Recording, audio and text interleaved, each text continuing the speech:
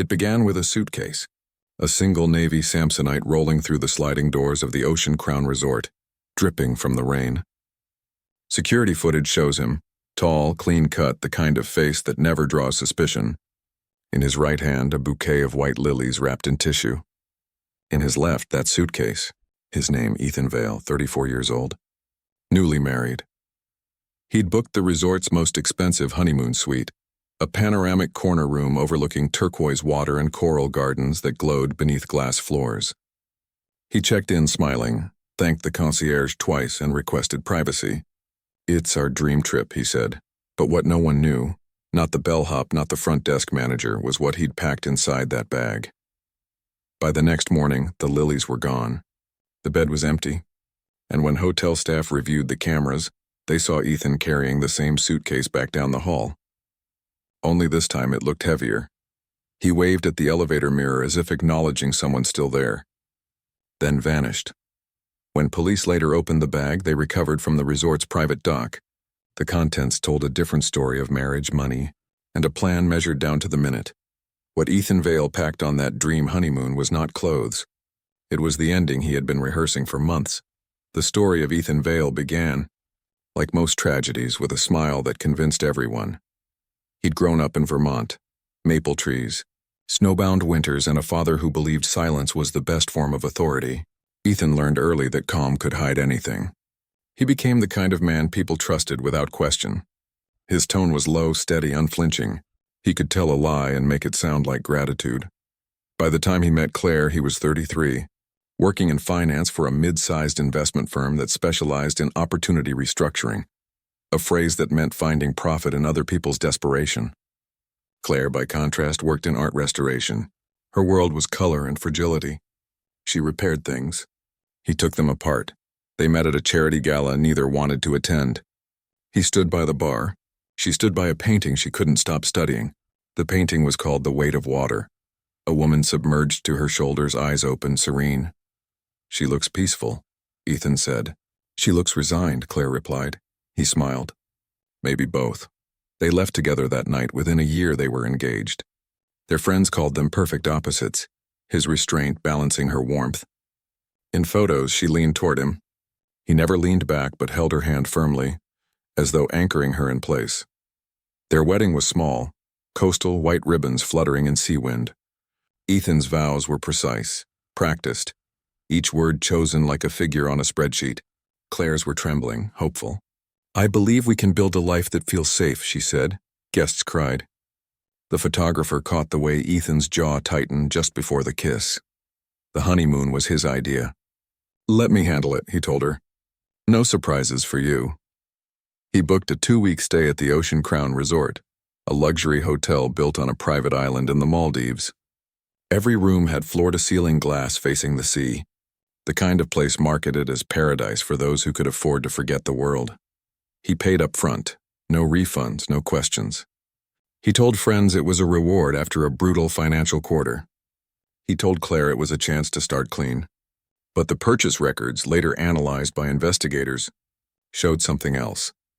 Along with the reservation, he'd ordered a new travel case from a military surplus site, reinforced polymer shell, pressure-sealed, weight capacity 60 pounds. In the weeks before the wedding, Ethan's colleagues noticed changes. He stayed late, double-checked client transfers, and moved money between accounts under obscure labels. When auditors later reconstructed the timeline, they found $500,000 missing, siphoned through shell corporations and converted into cash. He'd hidden it well. Too well for coincidence. Yet to Claire he seemed only distracted, overworked, tired from planning. There's a photograph from the airport, one that police later used in every report. Ethan in a linen shirt, sunglasses perched on his collar, Claire beside him, holding her passport in both hands like a promise. They look ordinary, happy even, but if you look closely, his grip on her shoulder is firm, controlling, almost proprietorial. The Ocean Crown was the kind of place designed to erase reality. The air smelled of salt and citrus, the hallways silent except for the hum of distant waves. Guests described the service as invisible perfection. Towels replaced themselves, glasses refilled by unseen hands. Their suite was called the Horizon. 2 bedrooms, private pool, and a terrace where the sea stretched so far it looked like sky. On their first night, Claire filmed a short video on her phone, the two of them clinking glasses, her laughter spilling into the ocean air. "Our dream trip," she said. "Finally," Ethan smiled. But his eyes never left the camera. 3 mysteries took root before the second sunrise. The first, Ethan's insistence on locking the suitcase. Even after unpacking, he kept it sealed beside the wardrobe. Claire asked what was inside. "Paperwork," he said. "Insurance forms, company stuff, boring." She laughed and let it go. The second, his quiet calls. Each night after dinner, he stepped onto the balcony, phone pressed to his ear, speaking too softly for her to hear. Once she caught the words, "Transfer complete." The third, the missing ring. Hers. She woke one morning to find it gone from the nightstand. Ethan helped her search, calm as ever. "You probably took it off by the pool," he said. She swore she hadn't. Later, the ring turned up in the bathroom sink, though she hadn't been in there since evening. Little fractures in the glass. The staff adored her. They said she was polite, curious, always asking about local reefs, painting seashells at the bar. Ethan, on the other hand, was courteous but detached. He kept to himself, always watching the horizon as if timing the tide. On the 5th day, he chartered a small diving excursion for 2. The instructor remembered Claire's excitement, how she kept checking her oxygen gauge, how she joked about being terrible at floating. They spent 40 minutes underwater. When they returned, she seemed quieter. He seemed energized. That night, she didn't eat much. Back home, Ethan's assistant received a parcel labeled "Do Not Open," confidential documents. It was couriered from the resort's address, but marked for delivery in 3 weeks. Inside, investigators later found passports, identity papers, and a signed resignation letter from Ethan Vale, dated the day before he'd left. He hadn't planned to return. The Ocean Crown kept meticulous digital logs, entry scans, minibar usage, temperature controls, all automated. Those records would later form the spine of the police timeline. At 2:14 a.m. on the 6th night, sensors registered the suite door opening to the hallway. It remained open for 4 minutes, then closed again. At 2:21 a.m., motion detected on the terrace. At 2:26, the private pool light turned on. At 2:37, the balcony door sealed from inside, and then nothing. No exit log. No recorded re-entry. The system went still until morning. Staff found Ethan alone at breakfast reading a newspaper. He ordered black coffee for 2. When they asked if his wife would be joining him, he smiled faintly. "She's sleeping in." Later, he told them she wasn't feeling well. Heat exhaustion, maybe. He requested not to be disturbed. At sunset, he appeared again, this time at the reception desk, saying he needed to arrange early checkout. "Family emergency," he explained. The receptionist, sensing hesitation, offered to help contact his wife. He declined. "She's resting. I'll tell her." He paid the bill in cash. When he wheeled his suitcase through the lobby, the security camera caught the faint strain in his shoulders. The bag was heavier now, rolling unevenly. He nodded politely to the doorman. "Beautiful stay," he said. The doorman noticed his wrist, bare where a tan line should have been. That was the last verified sighting of Claire Vale. By the time hotel housekeeping entered the suite, everything looked undisturbed. Her clothes folded neatly, makeup lined beside the mirror, passport gone. But the air smelled faintly of bleach, and the glass floor above the water showed small smudges. Bare footprints leading toward the terrace and ending at the edge. When management reviewed the camera footage, the contradictions began to surface. At 11:42 p.m., the night before Ethan's checkout, a separate camera at the service dock recorded him carrying that same suitcase to a private boat. He was alone. He loaded it, stayed for 17 minutes, then returned to the hotel through a staff corridor. But no one could explain how the bag was back in his hands at dawn. When Claire's parents didn't hear from her for 5 days, they contacted local authorities. The resort, fearing scandal, launched its own internal check. By then, Ethan had vanished. His flight never recorded. His banking accounts closed. Interpol issued a notice. 3 days later, the Ocean Crown's maintenance crew found something lodged in a drain beneath the private pool. A single diamond, loose, clean, unmistakably from a wedding ring. The media called it the honeymoon vanishing. At first, people assumed accident, currents, undertow, a misstep on slick glass. But the CCTV images told another story. The timestamp, the suitcase, the lack of panic in his movements. It looked rehearsed. Every detail of that dream trip, down to the rainfall that night, had been calculated. And as detectives soon discovered, the honeymoon wasn't a celebration. It was an exit plan. He'd been planning it for 6 months. She'd never stood a chance. The rain came that night, soft and unhurried, the kind that turns paradise into something else entirely. The sea flattened under gray skies, waves whispering against stilts of glass villas. Inside the Horizon suite, the air conditioner hummed beneath the sound of water. Claire stood by the window, holding her phone like a talisman. She'd been trying to reach her sister for an hour. No signal, only the faint reflection of her own face against the storm outside. Behind her, Ethan poured 2 glasses of champagne. "To our last night," he said. She smiled, but it didn't reach her eyes. "It's not our last anything," he laughed softly. Of course, he handed her the glass. Their fingers didn't touch. The staff remembered that evening vividly. Claire had spent the afternoon sketching shells by the pool. Ethan had been seen near the marina, asking about private boat rentals. When told the weather might cancel trips, he replied, "It won't matter by morning." The receptionist assumed he meant jet lag. Dinner was served in-room, grilled snapper, rice, a bottle of imported wine. The waiter who delivered it said Claire thanked him twice. Ethan tipped generously. Everything appeared normal, but the timeline tells another story. At 8:47 p.m., Ethan's keycard unlocked the door to the maintenance corridor leading to the private dock, an area restricted to staff. He was there for 22 minutes. Surveillance shows him carrying a large duffel, which he returned without. At 9:13 p.m., he entered the suite again. The lights flickered once as he switched off the main breaker. What happened between 9:15 and midnight remains partially unseen. In later testimony, guests in neighboring villas recalled hearing faint music. Etta James, At Last. Claire loved that song.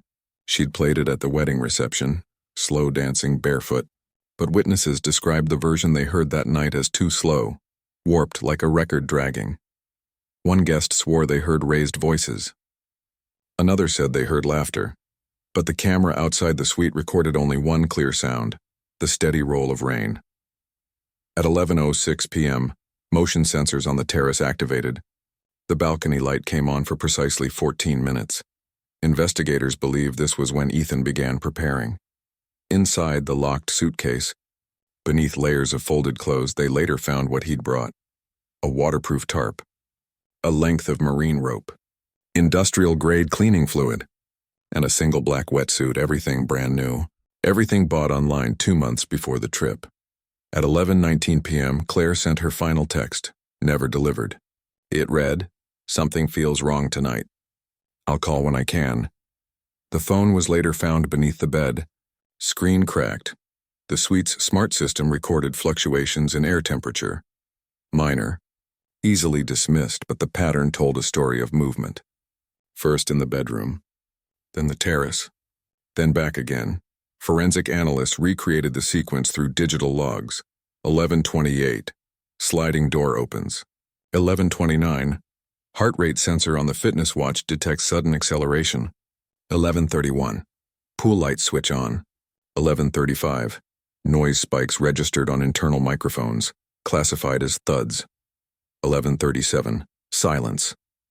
When police drained the pool days later, they found faint streaks along the glass lining, as if something heavy had been dragged. No fingerprints survived the chlorination. Only one trace of skin cell DNA, hers, on the inside edge of the tarp discovered near the dock. At 12:04 a.m., the camera in the service corridor caught Ethan again. He was barefoot, hair wet, shirtless beneath a raincoat. The suitcase followed behind him, wheels slipping on the wet concrete. He paused at the door leading to the dock, looked around, and exhaled. Then he disappeared from frame. 17 minutes later, the same camera caught him returning, bag still in hand, now visibly heavier, edges bulging against the seams. He entered through the maintenance route, unseen by guests. Inside the suite, the sensors recorded only one more motion, 12:48 a.m., near the wardrobe. Then nothing. By dawn, the storm had stopped. The sun rose gold and unbothered. Staff began setting up breakfast trays, clearing the terraces, brushing rain from glass railings. At 7:03 a.m., the door opened. Ethan emerged freshly showered, dressed in a pressed linen shirt, carrying the suitcase again. He walked slowly, without hesitation. He stopped by the front desk, smiling. "We'll be checking out this afternoon." When the receptionist asked if his wife was joining him for breakfast, he chuckled. "She's sleeping in. 'Twas a long night." Then he requested an early transfer boat, something discreet, he said. "She's shy with cameras." Between 8 and 9:30 a.m., 3 witnesses saw him near the dock. He appeared to be struggling with the bag, adjusting the handle repeatedly. When the boat operator offered help, he refused. "Just equipment," he said, "for diving." At 9:47, the private vessel departed toward the reef line. It returned empty at 10:19. The operator later claimed Ethan insisted on piloting it himself, saying, "I need a moment alone with the ocean." When asked what he was wearing, the man hesitated.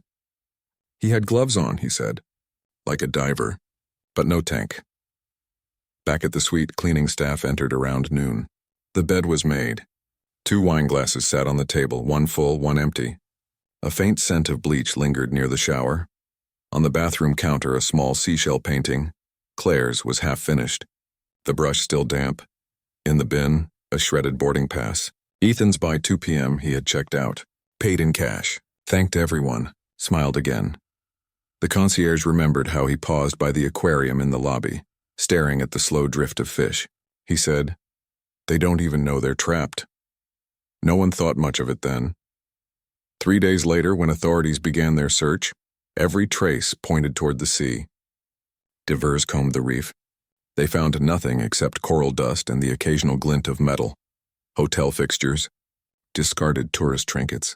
But on the 5th day, a resort maintenance diver discovered something lodged beneath the dock ladder, a section of waterproof fabric tangled with rope. When unrolled, the inside smelled of chemical solvent.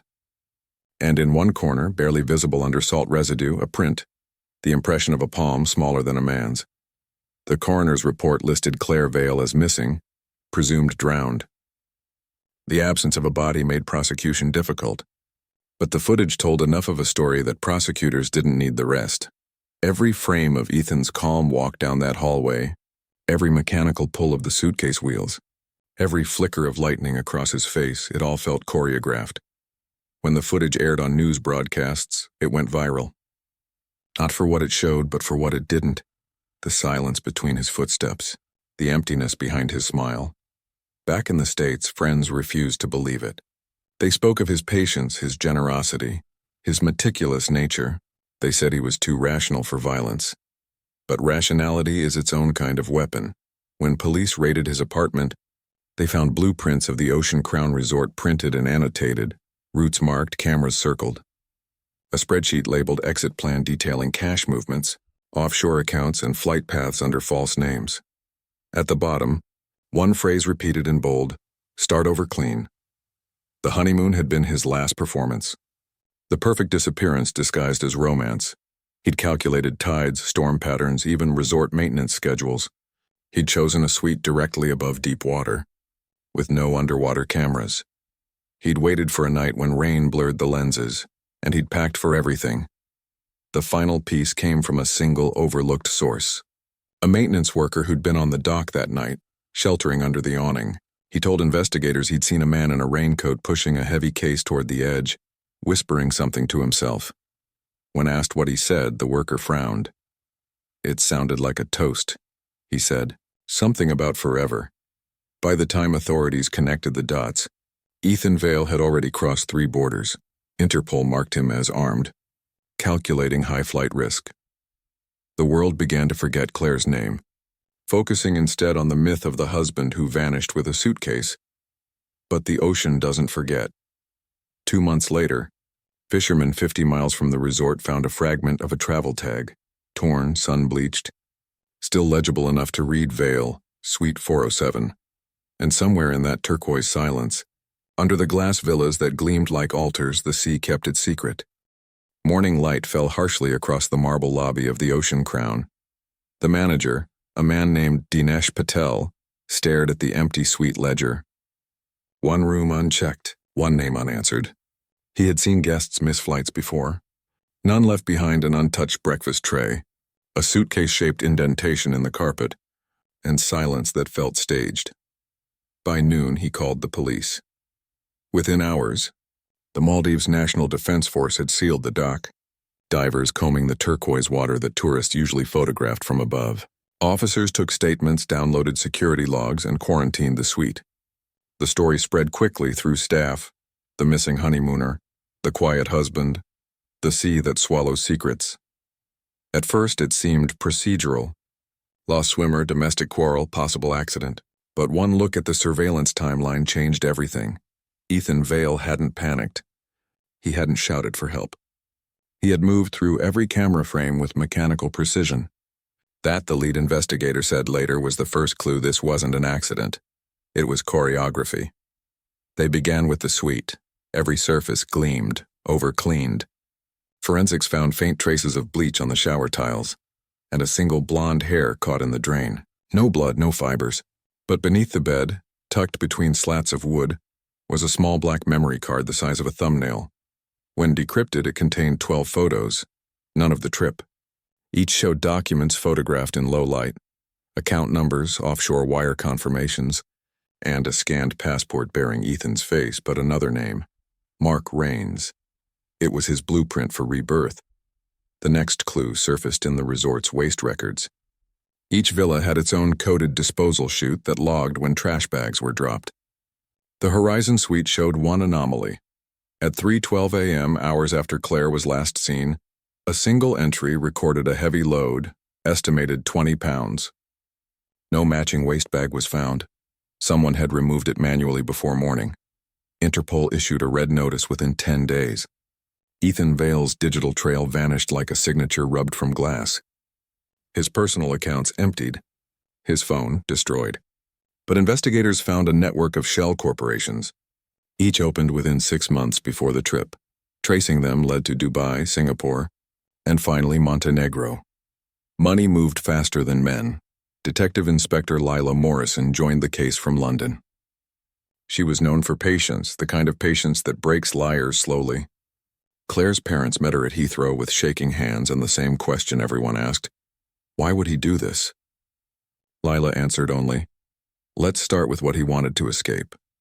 She dug into Ethan's professional life, uncovering quiet chaos. 6 months before the wedding, his firm had been under internal review for fraudulent fund transfers. He'd faced potential indictment. Then inexplicably the inquiry stopped. His signature vanished from all key transactions, replaced by those of a deceased partner. It meant one thing: he'd framed a dead man, and the honeymoon, planned weeks later, wasn't celebration. It was camouflage for flight. The investigation turned global. A customs officer in Colombo reported seeing a man resembling Ethan arrive on a private charter under the alias Mark Rains. He carried a single small duffel. Inside, clothes, toiletries, and an envelope containing $250,000 in unmarked U.S. bills. Security footage confirmed it.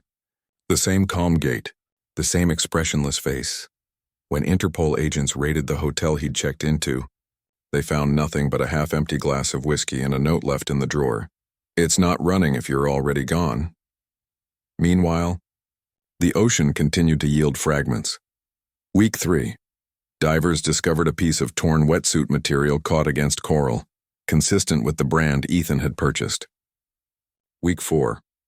A diver recovered a titanium clasp identified as part of Claire's dive gear, bent as if from pressure. No body, no bones. Just pieces. And then week 6, a breakthrough. A fisherman hauling his nets near the atoll pulled up a waterproof pouch, inside which was a laminated card, an emergency contact list from the Ocean Crown. Across it, faint fingerprints mostly smudged, but one partial match to Claire. She had been alive long enough to touch it. Possibly longer. The media frenzy exploded. The honeymoon killer, the vanishing bride. Headlines that turned grief into entertainment. Claire's sister, Hannah, became the family's spokesperson. Her voice trembled on every broadcast. She was gentle, she said. She believed in kindness. She believed he loved her. That sentence haunted every newsroom replay. Detective Morrison worked parallel to Interpol. She built a psychological profile from hundreds of witness interviews. The conclusion was chillingly simple. Ethan Vale was not impulsive. He was methodical empathy. He studied emotion without feeling it. He learned what people needed to hear and delivered it precisely. His marriage had been insurance. A cover of sincerity wrapped around desperation. He had charmed his way into stability, then used love as camouflage for escape. But perfection always leaves residue. 2 months after the disappearance, a retired airport security analyst reviewing old flight logs noticed something. A private jet departing Malé for Dubai had requested special clearance minutes before Ethan's supposed checkout. The flight's manifest listed one passenger. M. Rain's payment was wired from an offshore account tied to Ethan's company. The aircraft made an unscheduled landing in Muscat for refueling. In Muscat, the passenger changed planes. Destination split Croatia. From there, he vanished into the Balkans. Interpol agents tracked cash withdrawals across 3 cities, Budva, Tirana, and Skopje. Each time, the CCTV showed a man with dark glasses. Beard grown, posture identical. Then came the photo that froze the task force, taken by a tourist in Montenegro. A man sitting at a cafe facing the Adriatic, reading an English newspaper. The headline visible on the folded page read, "Ocean Crown Tragedy. Husband still at large." He was smiling. Meanwhile, back in the Maldives, construction crews repairing storm damage found a corroded metal latch beneath the dock. Inside the pipe it had sealed lay fragments of a polymer case, the same model as Ethan's suitcase. Trapped inside, police discovered a damp scrap of paper, ink almost gone. But under ultraviolet light, 3 words became visible. "I didn't fall." It was Claire's handwriting. That message turned the case. Morrison flew to the Maldives personally, standing over the forensic tank where the fragment floated. She knew, she whispered. She was fighting to be remembered. With renewed urgency, she traced the offshore network Ethan had built. Buried among thousands of transactions was one small anomaly, an email sent from an encrypted account only he could access, days after he vanished. It was sent to a luxury realtor in Dubrovnik. The message read, "Interested in coastal property, needs private dock and strong locks." Attached, a photo of a waterfront villa. Within a week, Morrison coordinated with local police to raid the property. Inside, they found what appeared to be a new identity in progress. Documents for Mark Rains, complete with tax records, ID, even a birth certificate. In the wardrobe hung a pressed linen shirt identical to the one he'd worn at checkout, but Ethan himself was gone again. The neighbor described him as polite, quiet, liked his wine. He had left 2 days earlier. The fridge held half a bottle of champagne and, in the freezer, something small encased in ice, a gold ring. Engraved inside, C+E, forever. Morrison began to see a pattern. He left tokens, objects arranged like breadcrumbs, but each one deliberate, almost taunting. When she told the press they were closing in, a package arrived at her office in London. No return address. Inside, a single USB drive. The footage was 10 seconds long. A camera facing a vast body of water, waves lapping at dawn. Then Ethan's voice, calm, amused. "You're watching the wrong ocean." The metadata traced the video's upload point to Dubrovnik, but the IP address, bounced through servers, ended in Buenos Aires. By the 3rd month, the task force realized they weren't chasing a man running from guilt. They were following a man running from boredom. Ethan had become addicted to the story of himself. He watched news reports, altered clues, fed the myth. Each breadcrumb a message, each appearance a ghost's nod. But even perfect liars make one mistake. They underestimate obsession.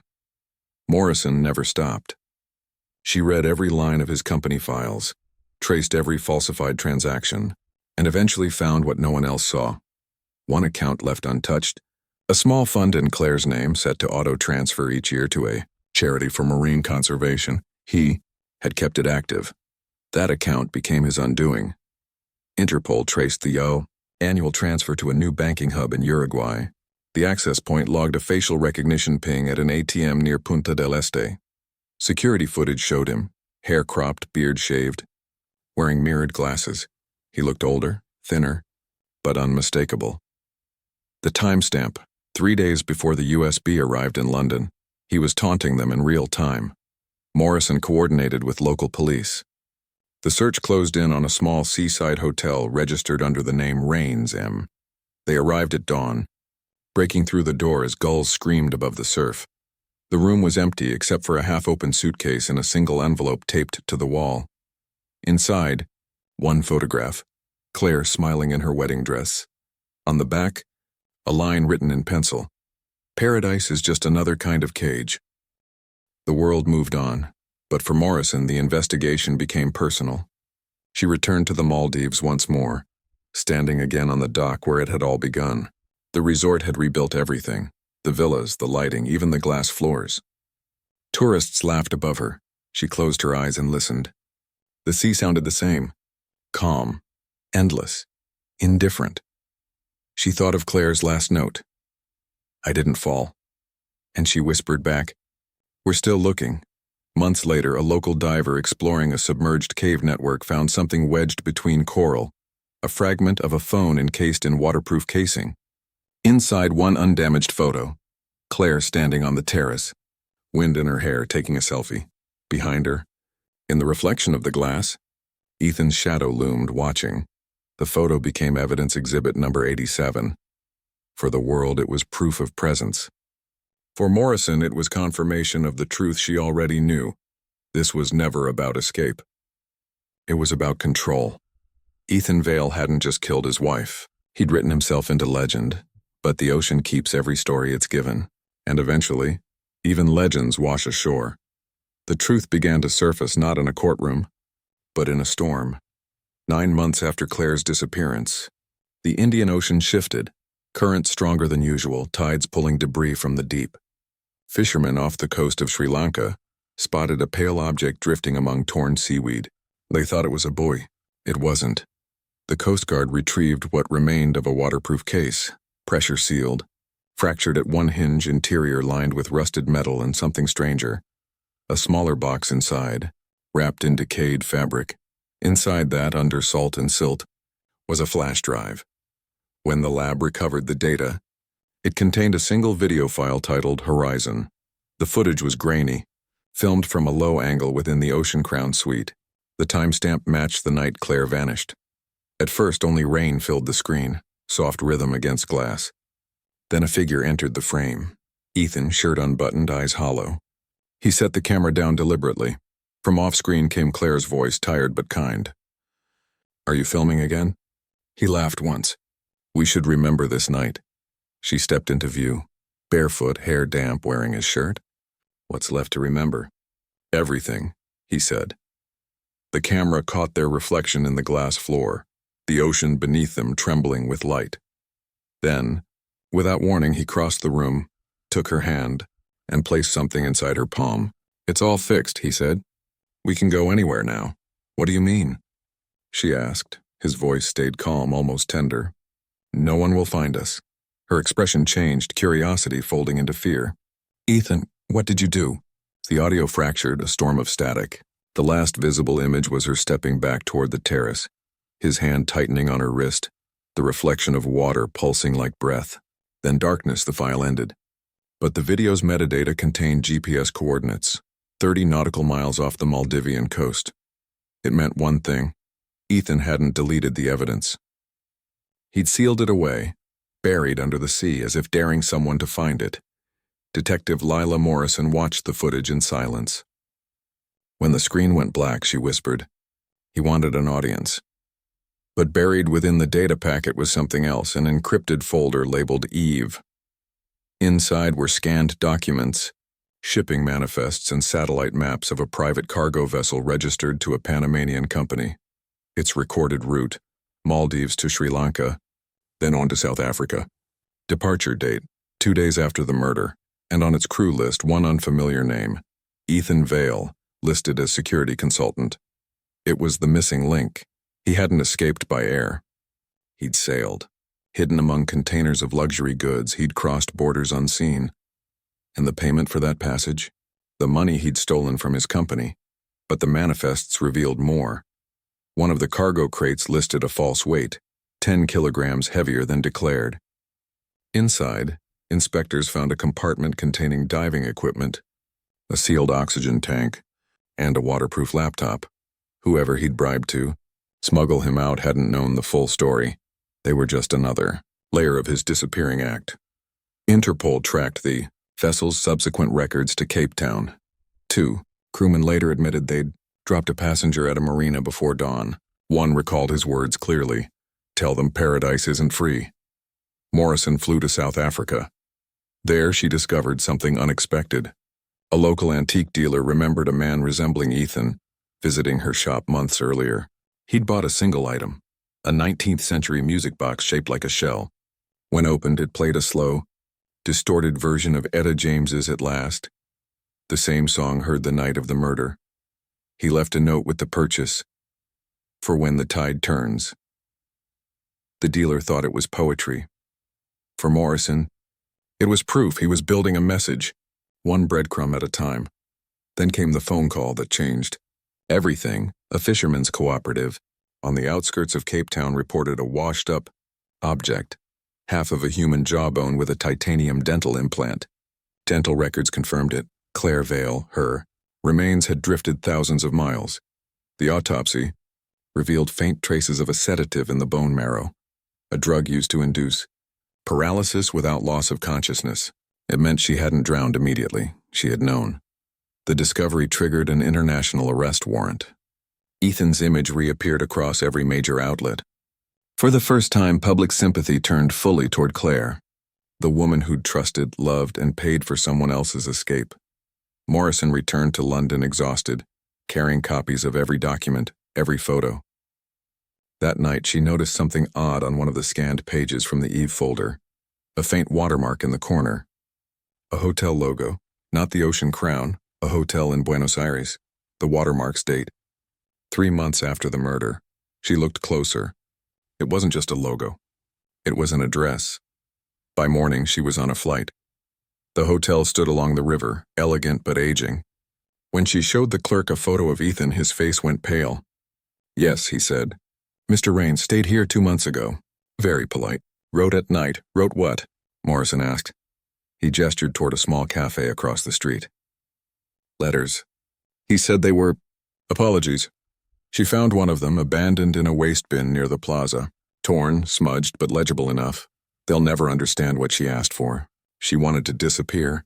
I just helped. The handwriting matched his signature, but deeper forensic analysis revealed something startling. Pressure marks on the paper, faint outlines of words written on the previous sheet. When enhanced, they formed a single sentence. Check the second case. Until then, investigators had believed there was only one suitcase, the one Ethan wheeled through the lobby. But resort purchase logs showed 2 identical cases shipped to the Ocean Crown under his name. The second was never found. Until now. Authorities in Buenos Aires traced customs manifests linked to Ethan's alias. A rented storage unit listed under Rains Holdings Limited. Inside, behind crates of old diving gear, they found it. The missing suitcase. Sealed, bolted untouched. When technicians opened it, the smell hit first: salt, decay, time. Inside lay waterproof bags filled with documents, passports, hard drives. And at the very bottom, a small glass vial sealed with wax. Inside the vial, a silver chain and a wedding ring, engraved on the inner curve. Supplisi until the end. But what truly broke the case open was a file on one of the drives, a diary of sorts. Typed entries spanning months. Some were fragments. Some read like confession. One entry stood out. She found the accounts. I told her it wasn't what she thought. She said she couldn't live with me or without me. She wanted a way out. I gave it to her. Another, dated the night before the murder. Tomorrow we'll both be free. I'll make it look like only she disappeared. And the final entry without a date. I thought I buried her, but she never leaves. Every time I close my eyes, she's at the glass watching. When Morrison read those words, something clicked. She returned to the footage, every frame, every shadow. And she noticed it. In the reflection on the suite's glass floor during the video, for a brief second after the blackout, there was movement.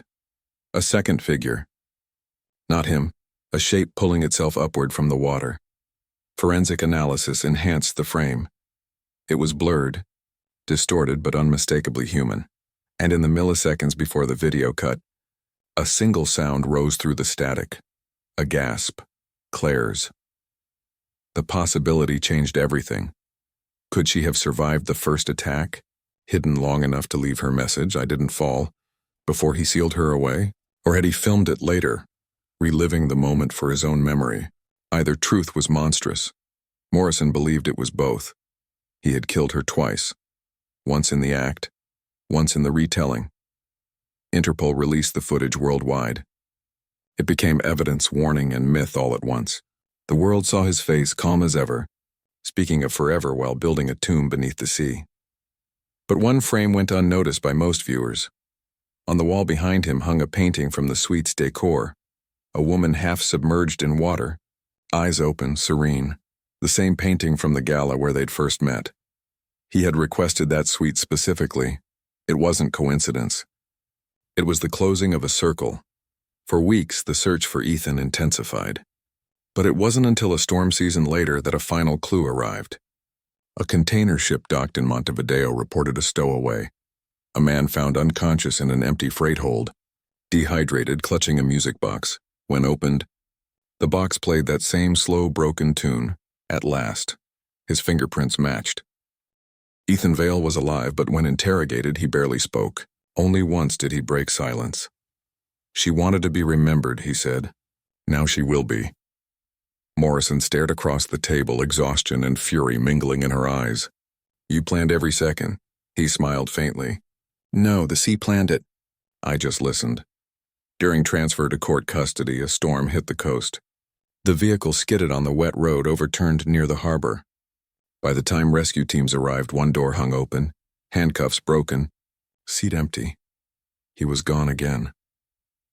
The sea had reclaimed him. Or maybe he'd simply returned to the only witness that never spoke. And beneath the waves, somewhere between light and memory, the currents carried his final confession sealed inside that music box, a melody twisted by salt repeating endlessly. "At last, my love has come along."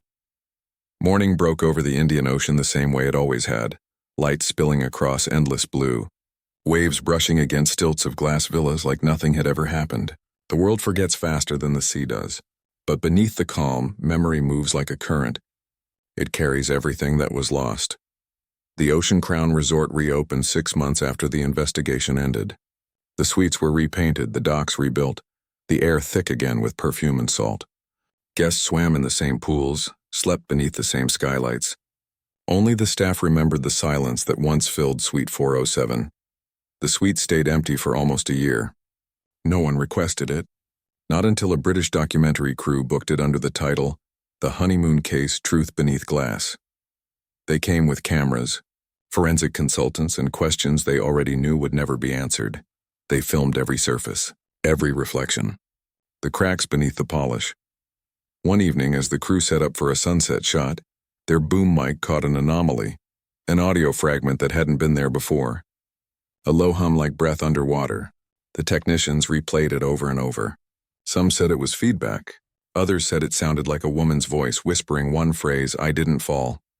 The producers left it in the final cut. The story became a global obsession again. Streaming platforms packaged it as a cautionary tale of trust. Podcasts analyzed Ethan's psychology, reenacting his every movement. The true crime industry turned their marriage into a brand. But for those who'd known Claire, the spectacle felt cruel. Her sister Hannah refused interviews. Instead, she created a foundation in her name, the Vale Initiative, dedicated to supporting survivors of financial and emotional manipulation. Their slogan read, "Truth doesn't drown." Hannah's first public statement was brief. "My sister believed in repair. She restored paintings, not people, but she tried anyway."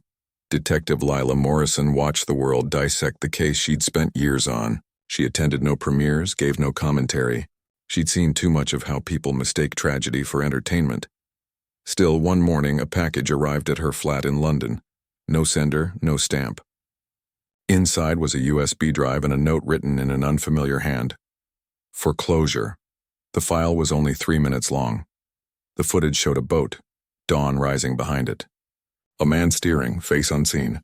He set something over the edge of the deck, a small black music box. As it hit the water, it opened on its own, spinning that broken version of At Last.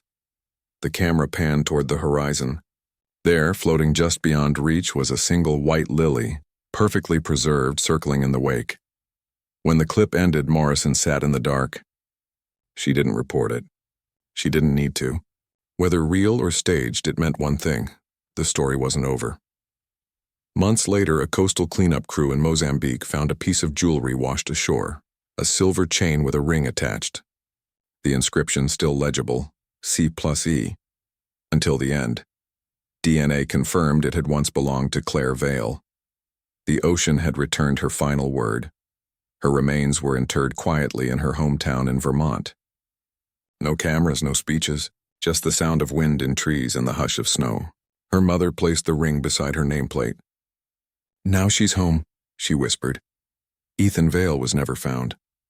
Some said he drowned that night when the transfer van crashed near the harbor. Others believed he vanished into the same depths that had hidden his crime. But a few, those who studied him most closely, insisted he was still out there, changing names, moving through cities under new faces, haunted by a woman who refused to disappear. Interpol kept his case file open. Inside its cover, Detective Morrison left a single note: "When the sea gives back what it takes, we'll know." Years passed. The Ocean Crown eventually rebranded, renaming the Horizon Suite to the Aurora. Guests paid extra for the story. They took photos of the glass floor, joked about ghosts, told each other half-remembered rumors about the honeymoon that ended beneath the water. But every so often, when the tide was low, the villa's staff claimed they could see something glinting below the floor, a shimmer of metal caught in coral. When divers went to check, they found nothing.